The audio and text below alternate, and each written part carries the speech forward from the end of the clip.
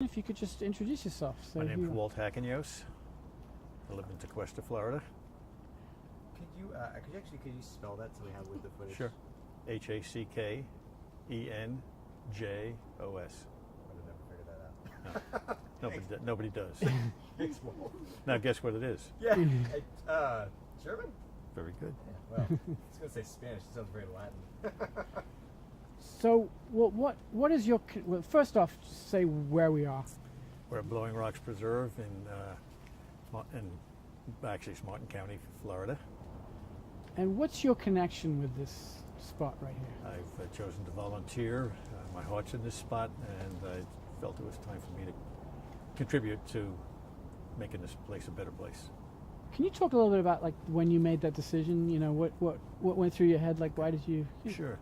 I've been a Nature Conservancy member for 20 years, but kind of a passive member. I love the goals of the TNC and how you go about doing things, not just talk about it, but you actually do things. But I never really participated myself. And then one day I was doing a scrub jay count, and one of your managers at the TNC was part of that. She introduced me to the rest of TNC that I didn't, to Blowing Rocks that I didn't know about. I used to come here with my wife and enjoy the beach, but not so much get involved in anything. And she led me into the lecture series they have, and then I found out there were volunteer opportunities, and I said, hey, it's about time I should be giving something back to something I like, and that's what got me involved. So can you talk a little bit about what are the activities you've done as a volunteer? Well, he started out just doing some trail clearing, like a trail like this that we're in front of, cutting back the branches and the like, and putting in 4 hours of sweat on a weekend or something like that. That was kind of it.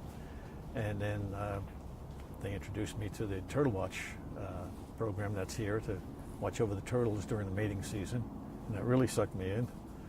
And next weekend I'm going to be doing a shorebird survey with a few of the other members. And so those are the things I enjoy, and it doesn't take a lot of my time. So can you talk about two of those things, the Sea Turtle Watch, what do you actually do? Basically during the mating season, the large turtles come on shore, and because we're on a rock ledge, there's the areas on rock ledge, there are times when turtles get stuck in the rocks. On the way back, the tides go up and down. They may land in a spot that's great to land, but not so easy to get back into the water. And they want to save any turtle that comes on shore, especially the adults, and get them back in the water. So we patrol the beach every morning. A different volunteer comes every day in a week. And we just look for turtles that might be wedged between ledges and other things, or just stuck on shore because they can't reach the water. And these are big turtles, as you know. So we call in, and if Fish and Wildlife people come out and actually hoist them out of their troublesome spot and get them back in the water. And then after the hatchlings come out from under the ground, they sometimes get stuck in the rocks because there's a lot more little crevices for them to get stuck. So after all the females go out to sea, and 2 months later the hatchlings come out, we patrol the beaches again and actually do it for the whole summer. Because some species hatch later than others, so there's always some adults coming aboard of one species and babies going back into the water. So we keep an eye out for them too. So how often is there a situation that needs to be addressed? I don't have any specific deals, but a couple a year at most. The little ones we put back in ourselves, but the big ones, which we always need help, they keep records on. And I've never seen a turtle, which is good. Not for me, but for the turtles. So it's not every volunteer gets the opportunity to say, hey, I rescued a turtle. So it's only a few a year, but everyone counts. Yeah, it's important work. Very important. So. And that we would do. True. You can talk about that. The fact that it's a full mile of protected beach, where even though outsiders can come in and use the beach, it's controlled. We try to keep most of the turtles come ashore at night and leave before the average beachgoer goes onto the beach. So that part of it stays pretty safe and sound. And but so many of the areas are north and south of us are getting degraded or just overrun with people that the turtles stop nesting. Do you see the turtle tracks, or does the sea? Oh yeah, big. I mean, these tracks are as wide as I am, and it's loaded with them. Many times you'll see tracks going up and making a U-turn and coming back down, and the female didn't find a good spot to dig her hole, which she puts the eggs into, so they just turn around and go back. You'll see a lot of them come on the beach and run into that limestone wall and make a U-turn before they ever reach the beach, and you can see those tracks in the wet part of the sand. And, Sorry, because they were walking by. Can you just do that again? But just bring. You know, you said earlier that you'd never seen a turtle. If you could say, "Well, I've never seen a turtle, but I've seen the tracks," and describe the tracks a little bit. That would be Sure.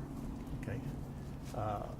I, fortunately or unfortunately, I've never seen an actual turtle trapped.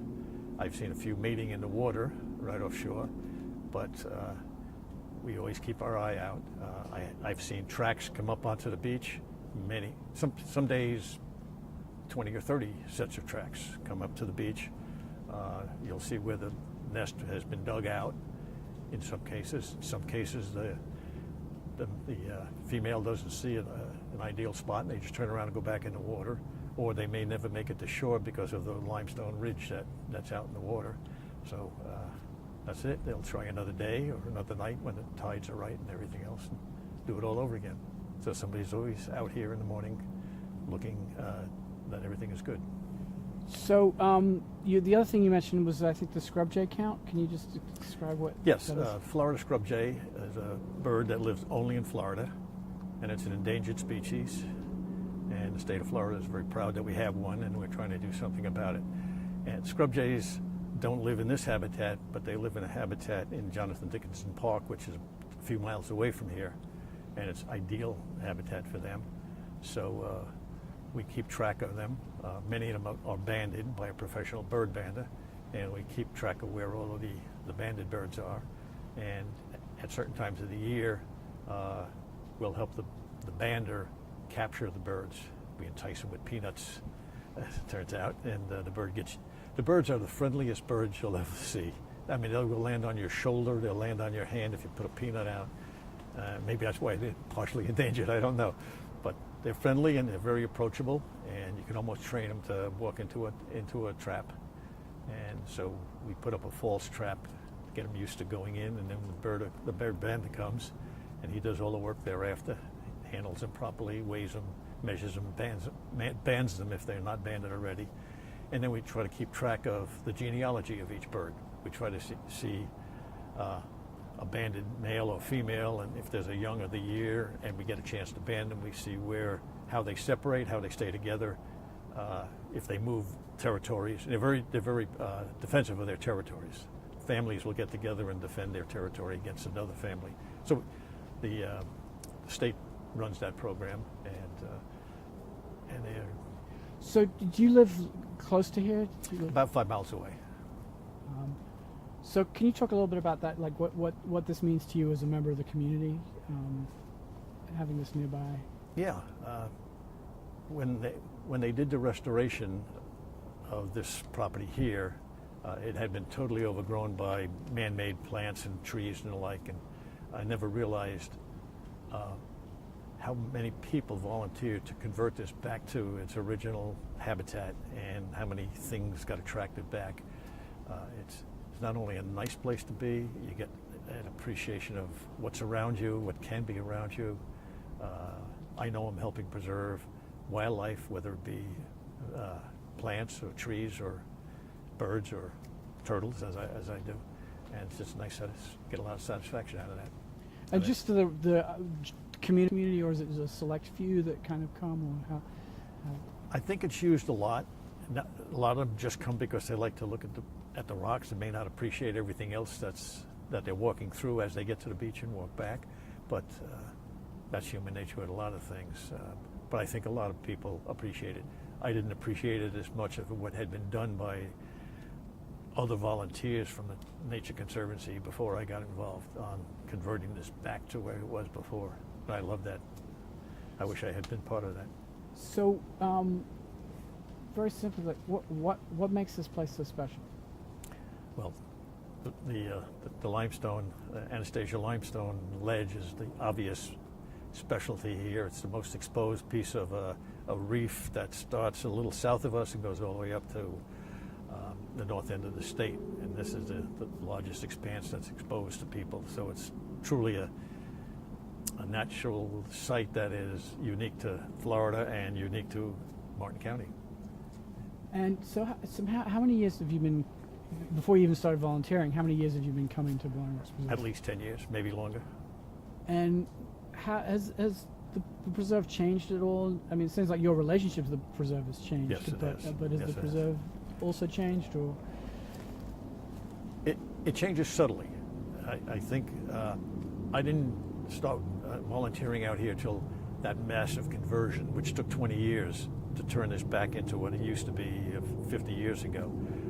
And it was primarily volunteers, other than the heavy derricks and things, but lots and lots of volunteer man hours that put it this way. And the management here is doing a fantastic job keeping it in that pristine way, removing invasive species and things like that, trying to keep it as natural as it was 50 or 100 years ago, and they made it that way 15 years ago. And so not a lot has changed in my view. You know, the beach changes every day. That happens. Can you talk a little bit about that? Like, you were telling me how every time you come, it's different. Yeah, every time I come out here, it's always a different view. The tides change, the winds that come in, sand gets blown above the reef and covers it up. At other times, the tides come up over the top of the reef. It's not that bad. It's getting worse. Yeah, sorry, this one again. This is. Okay. It sounds pretty good. Yeah, good. Yeah, so you're talking earlier about how every time you come out here, it's different. Can you just talk a little bit about that? Sure. Because we're on a beach and the waves and the tide that's out there, every beach changes quite a bit, but it really changes in magnificent ways here. The landscape with the limestone jutting out along the beach line, sometimes it's buried, sometimes it's fully exposed. The wave action tosses sand onto the beach. Wind action blows it back off the beach, or sometimes gets flushed off by a high tide. And every time I come out here, the reef looks different, and it's just amazing what nature is all about. And what are your favorite conditions to come out here? What do you Rough weather. Then you get to see the rocks actually blowing. Did you say that again? Because my question won't be in it. Just say my favorite time to come out here. My favorite time to come out here is in the stormy weather. That's when you really see blowing rocks actually blowing. And that's created by holes that have been eroded into the limestone, and waves action coming from underneath, slamming into the shoreline, and then blowing up through these holes just like a whale spouting water out of its vent on the top. And it's amazing. And sometimes, in the old days, they pumped a little bit higher water, 15, 20 feet high, but it's still pretty spectacular even now. So, and that's a different scene every time I come out here. Do you get wet? Oh yeah, I've gotten drenched a few times. In fact, once this past year, while I was turtle watching, I got nailed. I mean, knocked over by a wave a little too close to the edge. So yeah, part of the fun. That's great.